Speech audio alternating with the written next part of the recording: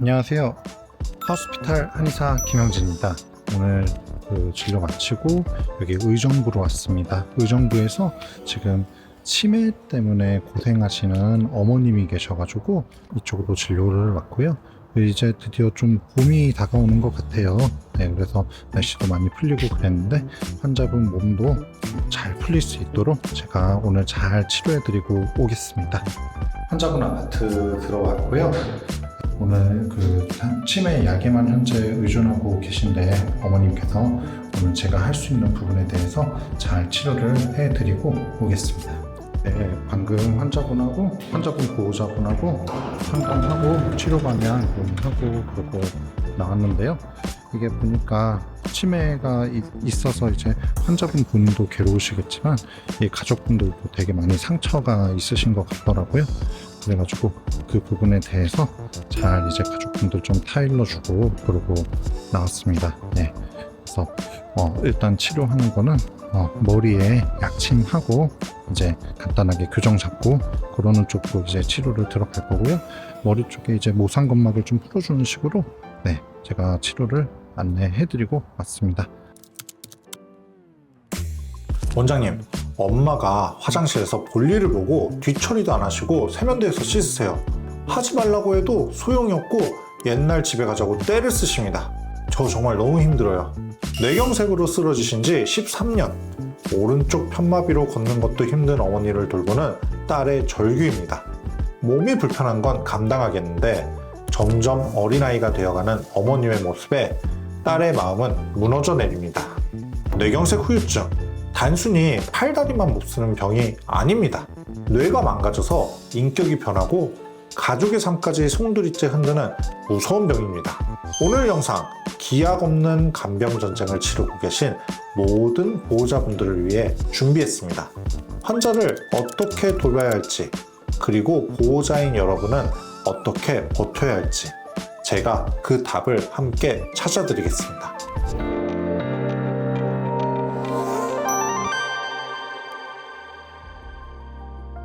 안녕하세요. 몸이 불편하시면 그냥 계세요. 제가 찾아갑니다. 김영진의 하우스피탈 한의사 김영진입니다. 오늘 사연의 주인공인 어머님은 13년 전 뇌경색 발병 후 오른쪽 편마비가 오셨습니다. 지팡이에 의지해야 겨우 걸음을 떼시고 오른손은 강직이 심해 꽉 쥐고 펴지 못하십니다. 더 큰 문제는 혈관성 치매 증상이었습니다. 기억력이 떨어지는 건 물론이고 대소변을 가리지 못하는 불결한 행동, 옛날 집으로 가자는 망상, 그리고 밤낮이 바뀌는 수면장애까지 전형적인 전두엽 손상 증상을 보이고 계셨습니다. 뇌경색은 뇌혈관이 막혀서 뇌세포가 숨을 못 쉬고 죽는 병입니다. 어느 부위에 문제가 생겼냐에 따라 증상은 천차만별입니다. 어머님처럼 운동신경이 지나가는 길이 막히면 편마비가 오고, 감정을 조절하고 판단하는 전두엽 쪽 혈관이 막히면 혈관성 치매가 옵니다. 이 혈관성 치매는 알츠하이머와는 다릅니다. 갑자기 뚝 떨어지듯 나빠지는 게 특징이고, 감정 기복이 심해 화를 잘 내거나 엉뚱한 행동을 하기도 합니다. 어머님이 일부러 그러시는 게 아닙니다. 뇌에 브레이크가 고장나서 하고 싶은 대로 행동하게 되는 겁니다. 뇌경색이 생기면 많은 분들이 가장 먼저 걱정하는 것이 마비된 팔과 다리가 다시 움직일 수 있을까 하는 부분입니다. 안타깝게도 이미 죽은 뇌세포를 되살리는 것은 어렵습니다. 하지만 우리 뇌에는 아주 놀라운 능력이 있습니다. 바로 뇌가소성이라는 능력입니다. 쉽게 설명하면 손상되지 않은 다른 뇌세포들이 훈련을 통해 손상된 기능을 대신하도록 배우는 능력입니다. 그래서 뇌경색 치료의 목표는 죽은 세포를 되살리는 것이 아니라 남아있는 뇌세포를 깨워서 다시 일하게 만드는 것입니다. 한의학에서는 이런 회복을 돕기 위해 여러 치료를 병행합니다. 첫 번째는 강직을 완화하는 약침 치료입니다. 뇌경색이 오면 마비된 쪽 팔이나 다리가 뻣뻣하게 굳는 증상이 나타나는 경우가 많습니다. 이것을 의학적으로 강직이라고 합니다. 왜 이런 일이 생길까요? 원래 뇌는 근육에게 힘을 줘라, 힘을 풀어라, 이런 신호를 계속 보내면서 몸의 움직임을 부드럽게 조절합니다. 그런데 뇌경색이 생기면 이 근육을 풀어주는 신호가 제대로 전달되지 않습니다.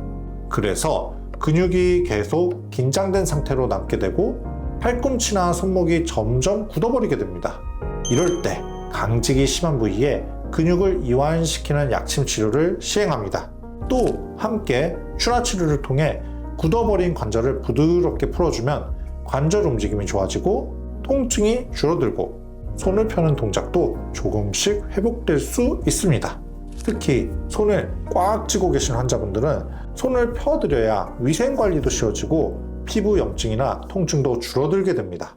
두 번째 치료는 뇌의 기능을 자극하는 침치료입니다.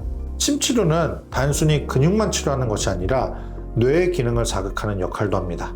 특히 인지 기능과 감정 조절을 담당하는 머리 앞쪽의 전두엽 부위, 정수리 중앙에 있는 백회열 같은 부위에 침을 놓아 뇌를 자극하는 치료를 합니다. 이 부위를 자극하면 뇌 혈류가 증가하고 뇌세포의 활동이 활성화될 수 있습니다.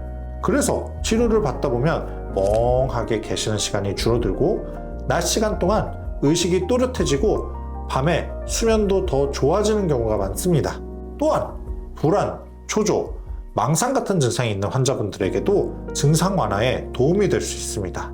13년이나 됐는데 이제 와서 치료가 될까요? 하고 포기하신 분들 많으시죠? 하지만 연구 결과는 다릅니다. 국제학술지에 따르면 만성기 뇌졸중 환자라도 꾸준한 재활치료와 침치료를 병행하면 일상생활 수행 능력이 향상되고 우울증과 같은 정서적 문제도 개선된다는 것이 밝혀졌습니다. 특히 인지재활 훈련을 지속하면 뇌의 연결망이 새로 만들어지면서 치매 진행 속도를 늦출 수 있다는 보고도 있습니다. 멈추면 퇴보하지만 하면 유지는 됩니다. 그 유지가 바로 보호자의 짐을 덜어주는 길입니다. 따님, 그리고 보호자 여러분, 집에서 환자분과 싸우지 않고 지내는 요령이 필요합니다. 첫 번째, 어린아이 대하듯 하세요. 어머님이 엉뚱한 행동을 하거나 고집을 피울 때 논리적으로 따지거나 화내지 마세요. 뇌가 다쳐서 이해를 못 하십니다. 그냥 그랬구나, 엄마 말이 맞아 하고 맞장구 쳐주시고 관심을 다른 곳으로 돌리세요. 맛있는 간식을 드리거나 좋아하는 노래를 틀어드리는 게 훨씬 효과적입니다. 두 번째, 낮에는 무조건 깨우세요. 밤에 안 주무시고 돌아다니시는 게 제일 힘드시죠? 낮에 주무시게 두면 안 됩니다. 휠체어라도 태워서 햇볕을 쬐게 하고 라디오라도 틀어서 뇌를 계속 깨워야 합니다. 그래야 멜라토닌이 나와서 밤에 주무십니다. 세 번째, 안전이 최우선입니다. 어머님은 판단력이 흐려서 위험한 줄 모릅니다. 욕실 바닥에 미끄럼 방지 매트는 필수고 문턱은 없애야 합니다. 그리고 식사하실 때 살에 들리지 않게 항상 지켜보시고 물은 숟가락으로 떠먹여 드리거나 점도 증진제를 타서 걸쭉하게 드리는 게 안전합니다. 그리고 가장 중요한 건 보호자의 건강입니다. 간병은 100m 달리기가 아니라 마라톤입니다. 내가 쓰러지면 엄마도 끝입니다. 죄책감 갖지 말고 요양보호사님의 도움을 적극적으로 받으세요.